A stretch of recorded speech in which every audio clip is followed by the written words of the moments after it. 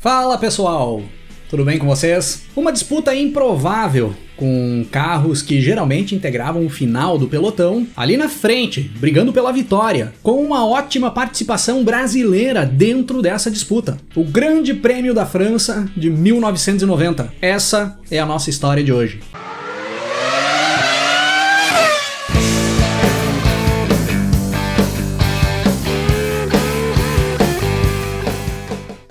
O Grande Prêmio da França de 1990 era a 7ª etapa do Campeonato Mundial de Fórmula 1 daquele ano, com data marcada para o dia 8 de julho de 1990, no circuito de Paul Ricard. A temporada de 1990 tinha iniciado diferente da temporada de 1989, mas com muitas semelhanças ainda. O brasileiro Ayrton Senna e o francês Alain Prost, que tinham sido os protagonistas nas duas temporadas anteriores, na briga pelo título, continuavam com o protagonismo ali no início da temporada de 90, mas agora não eram mais colegas de equipe. O Senna continuava na McLaren, mas o Prost tinha saído da equipe inglesa e ingressado na Ferrari. Tinha levado para a escuderia italiana o número 1 de campeão mundial, pelo título que o Prost tinha conquistado na temporada de 1989. Quando nós chegávamos na 7ª etapa do campeonato mundial, ali de 1990, o Senna liderava a tabela do mundial com 31 pontos conquistados. O Prost vinha na segunda posição com 23 pontos, empatado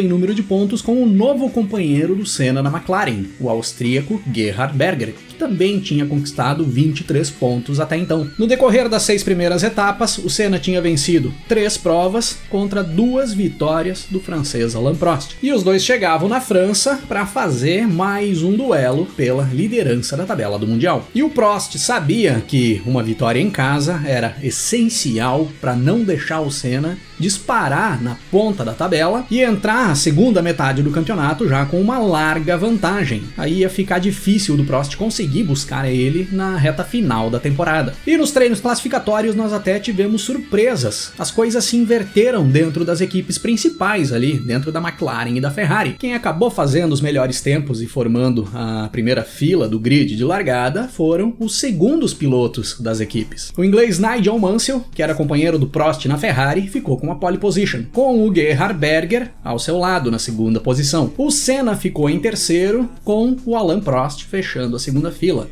ao lado do Senna na 4ª posição. O Nelson Piquet, que fazia ali em 1990 sua primeira temporada correndo pela Benetton, ficou na 5ª fila do grid, alinhando na 9ª posição. E ao lado do Nelson Piquet, nós tínhamos outro brasileiro, o Maurício Gugelmin, que corria pela Leyton House. Tínhamos então a 5ª fila toda brasileira, com Nelson Piquet na 9ª posição e o Maurício Gugelmin em 10º. A Leyton House, a equipe que o Maurício Gugelmin integrava ali em 1990, que era a March dos anos anteriores, anunciava dias antes do Grande Prêmio da França de 1990 a saída do seu projetista aerodinâmico, um tal de Adrian Newey, que vinha sendo duramente criticado ali naquele momento pelos problemas que os modelos CG891 e CG901 da March Leyton House vinham apresentando desde a temporada de 1989. Inclusive, o Gugelmin e o italiano Ivan Capelli, o companheiro do Gugelmin ali dentro da equipe, vinham tendo dificuldades para conseguir classificar os carros para as corridas. Eles iam caindo com frequência nas pré-classificações. No Grande Prêmio do México, a corrida anterior ao Grande Prêmio da França,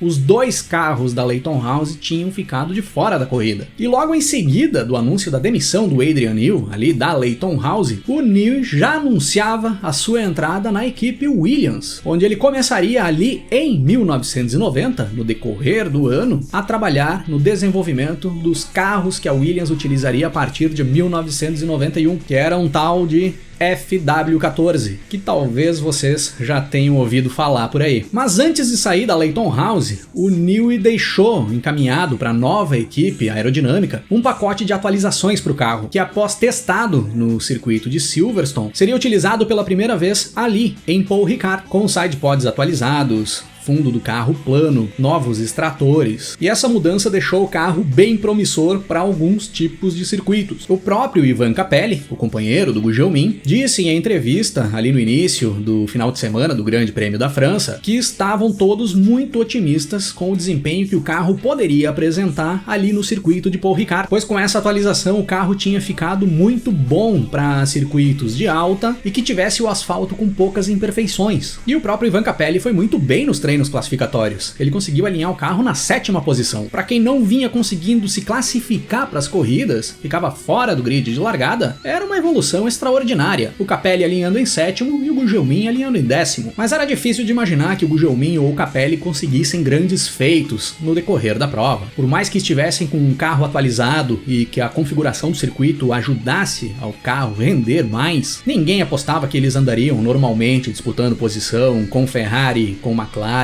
com Williams e com Benetton, que eram as equipes que integravam a parte da frente do pelotão, geralmente em todas as provas. E é dessa forma que nós temos a largada para as 80 voltas do Grande Prêmio da França de 1990. O Mansell e o Berger largam bem e mantêm as posições logo após a largada. O inglês em primeiro e o austríaco em segundo. O Senna também se manteve na posição de largada, se manteve ali em terceiro. E o Prost perdeu posições ali no meio do bolo e caiu para a 6ª posição. E já na primeira passagem pela linha de chegada, nós tínhamos um novo líder. O Berger passou pelo Mansell e liderava o Grande Prêmio da França. Logo na sequência, no decorrer da segunda volta, o Senna faz a ultrapassagem em cima do Mansell, na freada no final da reta Mistral de Paul Ricard. E aí nós tínhamos as duas McLarens nas duas primeiras posições, com Berger em primeiro e Senna em segundo. O Piquet nesse momento era o 8º colocado e o Maurício Gugelmin continuava ali em 10º, na posição que ele tinha largado. Com 5 voltas de prova, nós tínhamos o Berger em primeiro, com o Senna em segundo,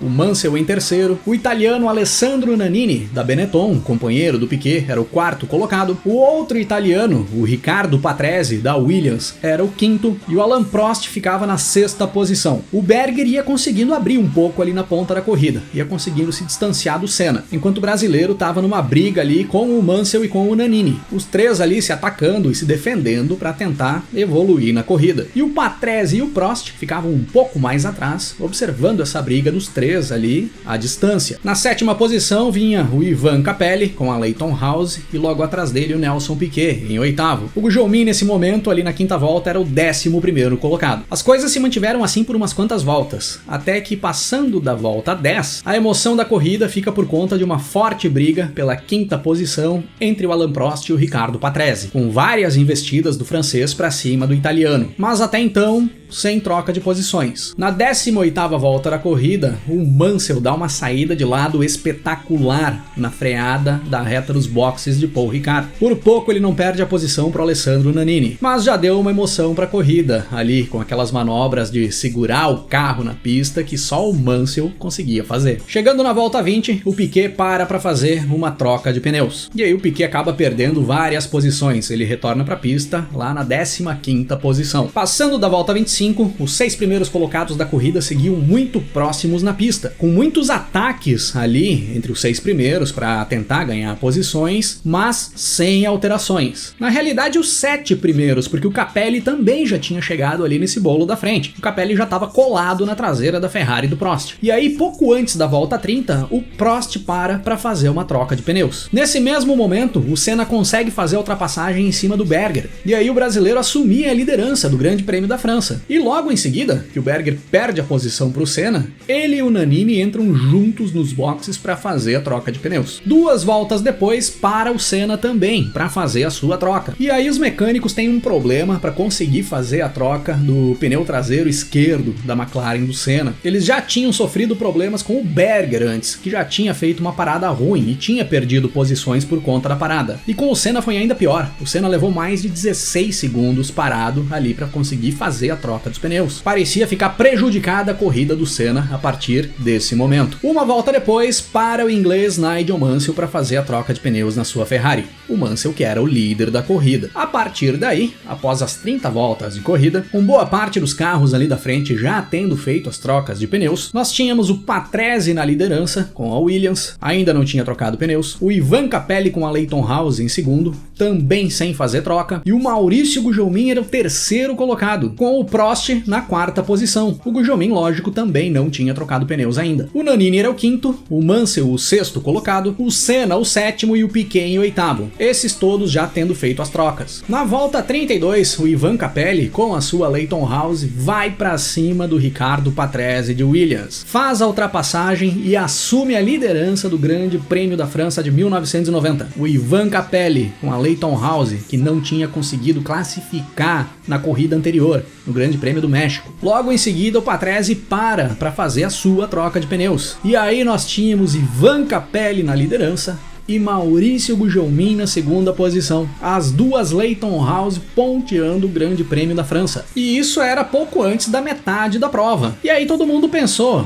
isso vai durar poucas voltas. Daqui a pouco eles vão ter que parar para fazer troca de pneus, ou então os carros de trás que já trocaram vão chegar e passar. Só que não foi bem assim. A partir daí nós tivemos várias voltas de uma briga espetacular pela segunda posição da corrida, entre o brasileiro Maurício Gugelmin, que defendia sua posição, e o francês Alain Prost, atacando o Gugelmin de tudo que era jeito com a sua Ferrari. Eram muitos ataques do francês para cima do Gugelmin, que ia se defendendo de forma perfeita na pista, com um carro muito inferior ao carro do Prost e com os pneus que ele tinha largado, sendo que o Prost já tinha feito troca de pneus. Chegando na volta 45, o Capelli era o líder, com o Maurício Gugelmin em segundo, o Prost em terceiro, o Nannini em quarto, o Mansell em quinto, o Senna em sexto e o Piquet na sétima posição. E aí, passando da volta 50, após mais de 16 voltas de briga na pista entre o Prost e o Gugelmin pela segunda posição, enfim o francês consegue fazer a ultrapassagem em cima do brasileiro e assume a segunda posição da corrida. O Maurício Gugelmin a partir dali fica em terceiro. E o Prost já ia andando demais, ia fazendo volta mais rápida em cima de volta mais rápida e parte para cima do Ivan Capelli para buscar a liderança da corrida. Chegando na volta 60, o Senna faz a ultrapassagem em cima do Mansell e assume a quinta posição. E nesse mesmo momento, o Maurício Gugelmin abandona o Grande Prêmio da França de 1990. O carro da Leyton House acabou apresentando problemas e ele precisou abandonar a corrida. Era fim de prova para o brasileiro quando ele ocupava a terceira posição, após um trabalho excepcional que ele fez no decorrer de toda a sua participação no Grande Prêmio da França. E aí na volta 60 nós tínhamos o Capelli na liderança, com o Prost em segundo, o Nannini em terceiro, o Senna na quarta posição, o Mansell em quinto e o Piquet em sexto. Poucas voltas depois, o Mansell precisa fazer uma segunda parada para troca de pneus. E aí o Piquet sobe para a quinta posição. Enquanto isso, o Prost já tinha encostado no Capelli e ia colocando pressão em cima do italiano para tentar tomar a liderança da corrida. E o Senna também começava a se aproximar do Nannini na briga pela terceira posição. Faltando 10 voltas para a corrida terminar, o Prost seguia tentando tomar a primeira posição do Capelli e nada de conseguir superar o italiano, que seguia em um ritmo muito bom na pista com a sua Leyton House, sem fazer troca de pneus, o que era inimaginável antes da corrida iniciar. Todo mundo imaginava que a maioria dos carros faria 2 trocas, mas pelo menos uma era obrigatório. Os pneus não aguentariam até o final da corrida. E o Capelli se mantinha ali, firme e com um ótimo ritmo. E os dois fazem um final de corrida com uma disputa pela liderança boa demais, com belos ataques do francês para cima do italiano e boas defesas do Capelli para segurar a ponta da corrida. Faltando menos de 5 voltas para a corrida terminar, o Alessandro Nannini abandona a prova com problemas na sua Benetton. E aí o Senna sobe para a terceira posição e o Piquet sobe para a quarta. Logo em seguida, faltando pouco mais de 2 voltas para a corrida terminar, o Prost passa pelo Capelli e assume a liderança. E aí o francês assume a ponta para não perder mais, até fechar as 80 voltas do Grande Prêmio da França de 1990, conquistando mais uma vitória em casa, mais uma vitória em grandes prêmios da França, e a terceira consecutiva. Ele já tinha vencido em 88, 89 e agora vencia em 90 também. O Ivan Capelli cruzou a linha de chegada na segunda posição, o que foi um resultado extraordinário, mas ficou com aquele gostinho de derrota, pois a vitória ficou muito perto. E o brasileiro Ayrton Senna fechou o pódio em terceiro, com o Nelson Piquet cruzando a linha de chegada em uma boa quarta posição com a sua Benetton. O Gugelmin, infelizmente, não terminou a corrida, mas para muitos essa foi a melhor performance do brasileiro em sua passagem pela Fórmula 1. Melhor até do que o pódio que ele tinha feito no Grande Prêmio do Brasil de 1989. Com certeza essa performance do Gugelmin ficou marcada na história da Fórmula 1, principalmente para nós brasileiros que acompanhávamos ali naquela época. Para o Prost, Essa era a sua 42ª vitória da carreira e a 100ª vitória da equipe Ferrari em sua história na Fórmula 1, uma marca importante para a equipe italiana ali no Grande Prêmio da França de 1990. O Senna, com esse terceiro lugar na prova, mantinha a primeira posição na tabela do Mundial, 3 pontos na frente do francês, deixando a disputa pela liderança extremamente apertada a partir dali, o que renderia ainda alguns duelos insanos entre os dois rivais pelo título mundial de 1990. Mas aí são assuntos para outros episódios aqui do canal.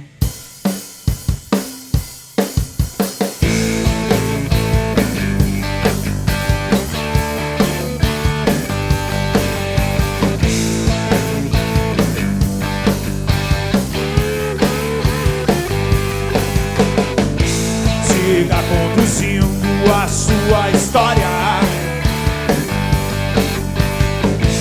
Em algum momento você vai passar